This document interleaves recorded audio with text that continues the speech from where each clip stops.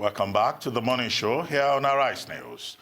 A recent report by Finexam, an advisory group based in London and Paris, has concluded that Nigeria will be in a vulnerable position if oil prices fall again and further borrowing becomes too expensive or no longer feasible. According to Andrew Roche, a sovereign debt expert at Finexam, Nigeria's external debt is now approaching pre-Paris Club bailout levels. To help us explain the import of this and place it in proper context, we're now being joined by Mustapha Chike-Obi, an economic analyst and a former managing director of the Assets Management Corporation of Nigeria. Mustapha, you're welcome. You're welcome, sir. Thank you. Now, how vulnerable is Nigeria economically in the face of mounting debts and also in the face of global economic shocks? Well, extremely vulnerable. And we've been vulnerable for a long time. And what we have been doing is we've just been borrowing from Peter to pay Paul. And it's getting to the point where it's impossible to borrow anymore from Peter. I don't know if you saw what happened in Zimbabwe recently, where they've agreed that the IMF will now supervise the relationship between their central bank and the federal government, in the sense that the federal government can no longer borrow from the central bank. I think it's very shameful that a sovereign country has gotten to that point. And we're heading there. The outstandings from the central bank to the federal government of Nigeria has reached, I'll use a strong word, illegal levels. Because there's a law, Ways and Means law, that caps how much central bank can lend to the federal government. And it's capped at 5% of the previous year's revenues. If you use that number, which is a legal limit, it's about 200 billion. The outstanding federal government to CBN is in the trillions. We're talking 20 times over the legal limit. So things are very dire, and we must do something about it very, very quickly.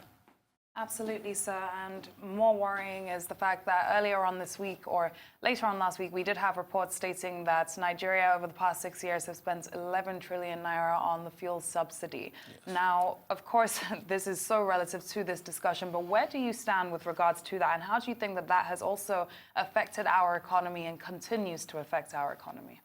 Well, we have 3 major subsidies in Nigeria. And the one that draws the most attention, which I think is actually not the worst one, is the fuel subsidy. The worst one is the foreign exchange subsidy. We have a foreign exchange subsidy where we pretend that the official rate is 305, and some people get dollars, somewhere between 305 and 360. Who they are and why they get it, very opaque. But if you just take the difference between the 305 and the 360, which us commoners get, if we're lucky, you're looking at a subsidy of about 1.5 trillion a year. That's, to me, and it's troubling because it encourages bad behavior. So that's one subsidy. The second subsidy is the electricity subsidy. That's why all the discos, maybe I shouldn't say all if I get attacked, but most of the discos are insolvent because they're having to sell power at a subsidized rate which does not yield enough profits for them. So they are being owed by the federal government, they're being owed by their customers, and they can no longer create any more power. So the fuel subsidy is the third. Those 3 subsidies have to go.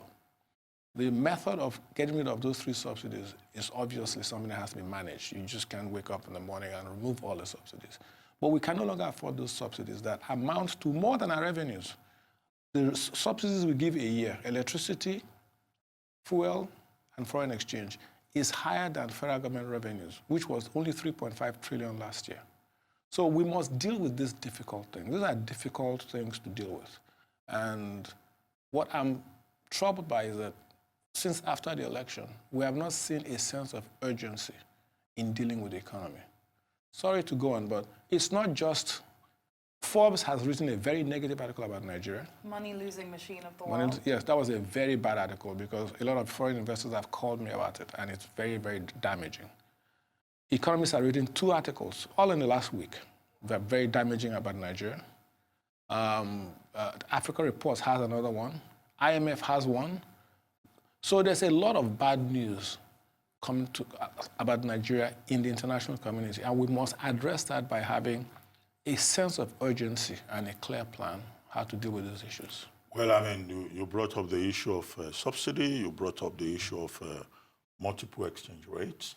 Now, on the question of subsidy, yes, IMF and World Bank have both recommended that the subsidy regime is not sustainable. Yes. But you know, it's also a political thing. Yes. It's also a sensitive matter, as the Jonathan administration discovered in 2012. Now, are you pushing for the removal of subsidy? And, you know, what will then be the implications for the social sector, for political stability? Well, let's take fuel subsidy. I'll take all three, one at a time. Fuel subsidy, which is the most sensitive one. What I would do is I would income test it. So people like you and I will not get fuel subsidy. But there's a way of income testing it so that the most vulnerable and the poorest people receive the subsidy. And that's to do it after you file a return saying your income level is below X and you get a subsidy check. That way is directed to the people that need it the most. But all the rich people that have 6 or 7 SUVs, that have one SUV taking their child to school, like you. let me allow myself to be in that group. There's one SUV taking the maid to the market. There's another SUV taking the wife to hairdressing. Those are nice things. Those are nice aspirational things. But government shouldn't be paying for that. So I would make sure that people who are above a certain income level don't get the subsidy. It can be done. So that's how I deal with fuel subsidy. Let the poorest people get it. The second thing that the foreign exchange subsidy, I will eliminate the 305. Let's go to 360 tomorrow. That's where the market is priced. That's where goods are priced. The 305 is a meaningless number, except you want to have the ability to give your friends or some special few $1 at 305. It serves no purpose. So if we go to 360 and then have a gentle, progressive way of adjusting our currency in line with inflation so that our manufacturers don't suffer relative to foreign goods, you eliminate the foreign exchange subsidy. The electricity subsidy is a bit harsher, which is electricity is not a social right. It's a capital good. So just like the phones, when we started with the phones were very expensive. Now everybody has a phone. We must allow the people who can afford electricity to pay market prices for electricity. That's what's going to create the supply. As long as you regulate the price of electricity and keep it at a level that is socially acceptable, you will never get the power you need. So that's how I deal with those subsidies. Well, a follow-up question here. You know, you are talking about fuel subsidy. Yeah. Wasn't that, and you've given a possible framework, but isn't that what the Jonathan administration tried to do in 2012, and you were part of that government, and then it didn't seem to have worked. And then the Buhari administration came in and said there will be no subsidy and all of that. But at the end of the day, they seem to have been able to get away with it, with whatever they did, you know, even if now they even have a higher subsidy than the Jonathan administration. But on the issue of foreign exchange, multiple foreign exchange, the CBN governor is on record, Godwin Emefiele, as having said, you know, economists who say there is a multiple exchange rate in the country, that they are wrong. Yes. That what is in place is it's a case of multiple windows for foreign exchange, and that has been strategically adopted to stimulate, productivity within the real sector and the manufacturing sector, and particularly to even provide opportunities for certain levels of activity within the economy. So what do you say to that? You see, now you're a politician as well. I'm playing the you ran for office. You ran for office, so I'm going to call you a politician. That is just I'm stating facts. That is just Godwin Emefiele will not deny that he said so. That is double talk, and he knows it. Udo Doma, who I have a lot of respect for, he says we don't have a debt problem, we have a revenue problem. That's double talk. It's the revenue problem that leads to the debt problem, and it has led to the debt problem, and it's going to get worse if we continue to have it. They are both opposite sides of the same coin. So when he says I have windows, but I don't have rates, the windows have different rates. So it's just double talk. And he has to say it because he's a CBN governor and he has to say something. But I think if you catch him in his private moment, he knows he has multiple rates. He knows this. There's a rate that they use for the 305, which you call the official rate. That's the rate they used to take our dollars and change into naira, which I think is, if I were a state governor, I would sue over that because it's my dollars and it should be changed at 360 so I can have more naira. That's one. They have a rate at which they give fuel people. I think it's 325. So that there can be sustainable supply. My point is that there's multiple rates and he knows it. So let's allow that government officials have to engage in double speak from time to time, but deep down they know. Udoma knows that the revenue problem and the debt problem are the same thing, but what is he going to say? He's got to say something. Let's make some projections. We were speaking about investment. You spoke about the Forbes article and other articles that have been written in the past week with regards to Nigeria. Let's make some projections about the next 4 years and the rates at which we're going at right now. If the oil prices continue to increase as they are and investment continues to get affected, correct me if I'm wrong, I believe investment has gone from $9 billion a year to $138 million, according to the Forbes article. What exactly does this mean for Nigeria, socioeconomically? Well, you said if oil prices keep rising. You mean if they keep falling? Sorry, if they keep falling. If they keep falling. Well, oil prices are volatile. They're volatile. Anyway. Look, people think if oil prices got to 100 tomorrow, we'll still have a revenue problem. Our revenue last year was 3.5 trillion naira. And debt service and salaries, well over 5 trillion. So if oil prices go to 100, we will still have a problem. We should stop looking to oil as a problem, as a solution. There will be no solution there. Things are going to get progressively worse. The only solution for Nigeria is investment. And what we must do is we must create an environment where investment feels they can come to Nigeria. And that involves some hard work. It involves having a coherent economic plan that foreigners can believe. You need people who are very, very credible. Okay, we have a man in Nigeria, a Nigerian called Bayo Ogunlesi. He's out there building, he owns Gatwick Airport, his company owns Gatwick Airport. He's building infrastructure all over the world.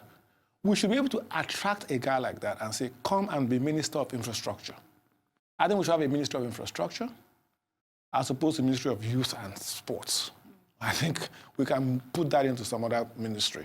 We should have someone who's in charge of infrastructure. We should have the revenue mobilization to be a full cabinet post. We should have the CBN governor in the cabinet. We must focus our energies on having a credible, coherent plan on the economy and people who can deliver it. And then you get investment you need. So how do you rate the economic recovery and growth plan, seeing as that is kind of the solution that was proposed? I have said many things about that plan, and let me repeat it. A first-year economic student can come up with that plan. It is very, very shallow and very simplistic.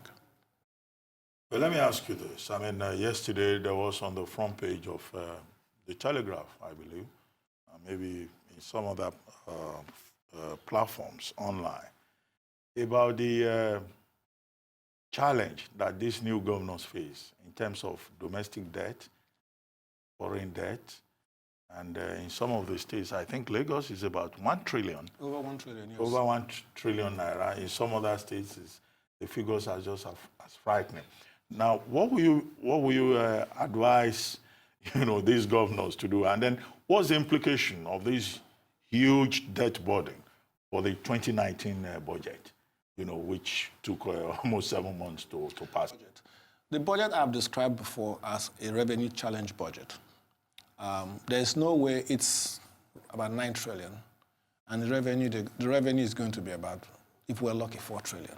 So I don't know how it's going to be funded. But borrowing, we'll borrow more money. We can't incur more debt. We can't borrow at that rate. We can't borrow another 4 trillion and add to the budget, because it gets worse. We're spending 61% of our revenues on debt service now.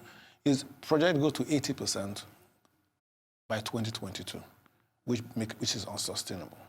So at some point, we have to look at alternative ways of funding the budget. While we're Ways and means, perhaps. well, Ways and Means can do it, obviously. Ways and Means is overloaded. So the problem is we had a budget, an alternate budget, when during the campaign. And there's been a debate about whether to release that alternate budget or not to release it. And I think that the cooler minds have said keep that budget. But our budget was revenue balanced. And it was bigger than this budget, but it has revenue sources that we created. I think the idea is to, look, there's not enough money in Nigeria today to meet our needs. We must get foreign debt. We must get foreign investors. We must make things very comfortable for them. All this brouhaha over MTN doesn't help. You want foreigners to come here and make so much money that they're all walking across the Atlantic to come here. You don't want them to keep telling these war stories. You don't, this negative stories.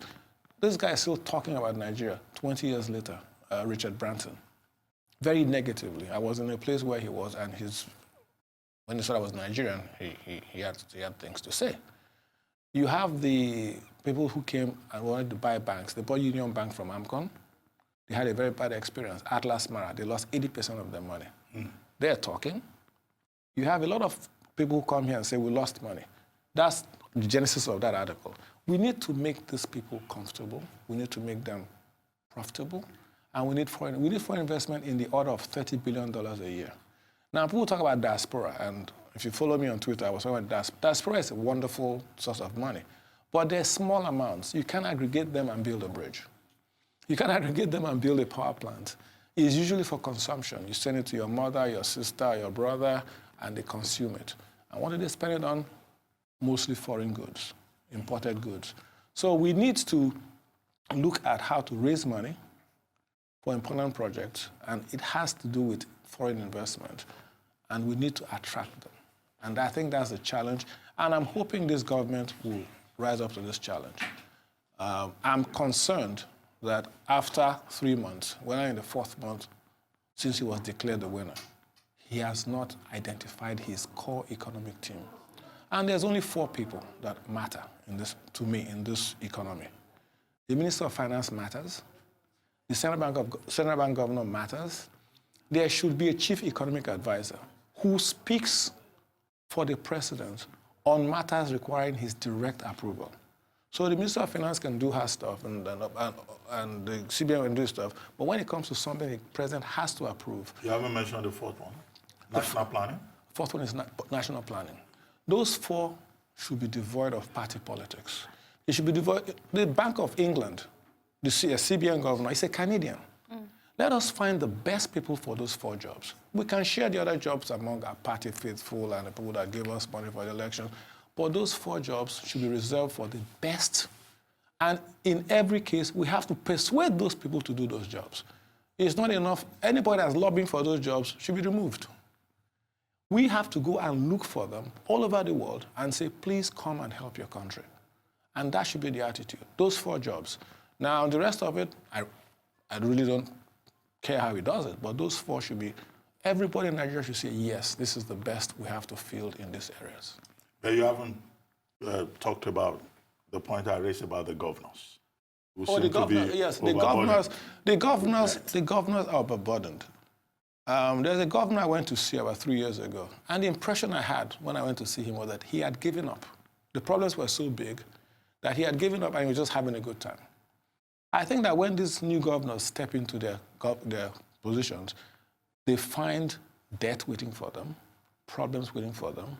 And I think, and I hope, because many of them are new and young, that they sit back and face those challenges. But most states are insolvent. Most states are indebted. If I were CBN governor, I would take a very good look at the bank's loans to states. I think many of those loans are very difficult to collect. So yes, it's very challenging. But how do we do it? The real answer is to restructure. Fewer states. I think maybe we should go back to 6 geopolitical zones, have the geopolitical zones be the federating unit, so that you don't have, instead of having 36 governors, you have 6 governors. But it's a big problem, and we all have to deal with it. Very interesting. Now, you brought up the points of appointments and you spoke about the economy and 4 necessary appointments in there, but let's speak about the appointments as a whole. Yes. In 2015, when the president came into office, he took about 6 months before we got to know who his cabinet was. He was appointed again, or he won the elections 2 months ago, and we are still waiting to find out. Did you say 2 months ago? 2 months? He won February 24th. It's past 3 months now. Yes, over 3 months. When the fourth month. He did state, quote unquote, that it won't take as long this time, but we're getting there. How is that affecting the economy? Well, look, everybody's on pause. You know how we work in Nigeria. We're waiting to see who the next Minister of Finance will be before we make any big commitments. Any commitment you make to this, they're gone anyway, so there's nobody there. So I think things are slowing down, things are at a standstill. I was hoping that the day after his inauguration, he will have announced his cabinet. I was hoping. This delay doesn't look good for him. And his advisors, if they're listening, should please at least appoint, you don't have to appoint all of them, appoint some, show some movement. Say, these are the 10 critical ministers I need, here are the 10 names. Put portfolios with their names. I hope that by the end of next week, we have a minister's list. But as it drags on, people start thinking it's the same old thing, it's the same old thing, it's the same old thing. And that's not good for him or for us.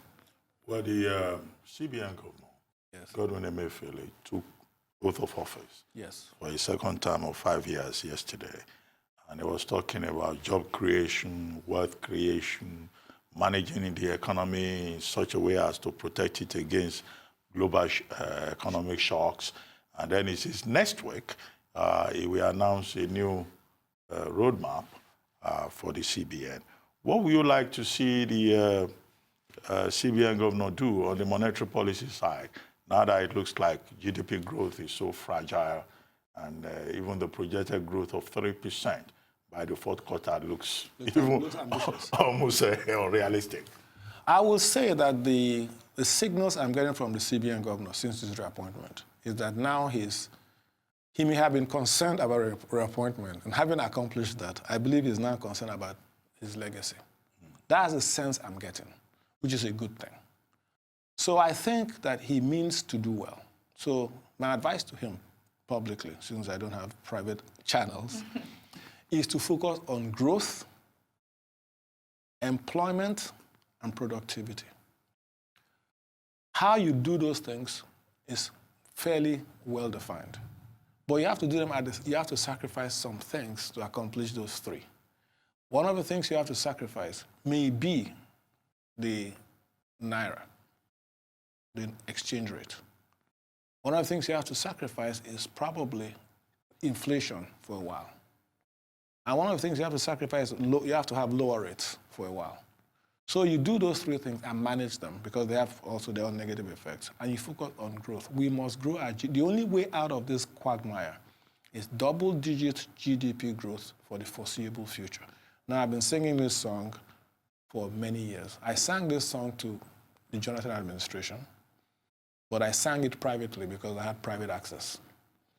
But I'm singing this song. If we don't grow our GDP at 10% or more for the foreseeable future, Nigeria as an economic unit will surely fail by 2025. Well, let me ask you another question. Recently, the chairman of the board of AMCON, yes, the Access Management Company, and you were the head of that government agency for a number of years, yes, says that the federal government is going to blacklist debtors. Yes. And that the federal government will no longer do business with people who are owing and who have refused to pay. What do you think of that suggestion? Well, when I was MD of AMCON, I resisted blacklisting debtors. Because you have to ask yourself, what are you going to get out of it? If somebody is able to pay you and is not paying you, that's one situation, and that's very, very rare. The reality is that people are not able to pay you, given either bad business decisions that they've had or a bad economic environment. And so I always wanted to work with them to get them back on the right footing because I was concerned about employment.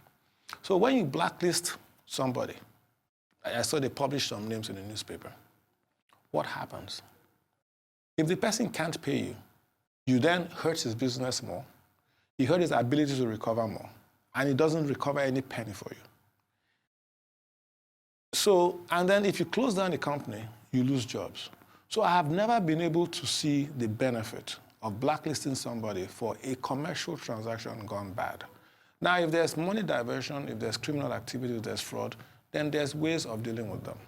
But I would predict that the blacklist will accomplish nothing in terms of AMCON's objectives. And so I never liked the idea of blacklisting people. And in some cases, they might sue you. Okay? I can think of one case where the person blacklisted has a really good cause to sue AMCON. I won't give the person the suggestion on national TV, but I do think that it's a very suboptimal strategy for recovering debt. And again, I must point out, when we designed AMCON, debt recovery was not the major source of repayment. The major source of repayment was the sinking fund which the banks were contributing to. And the banks have agreed to contribute to this sinking fund till AMCON's debts are fully repaid.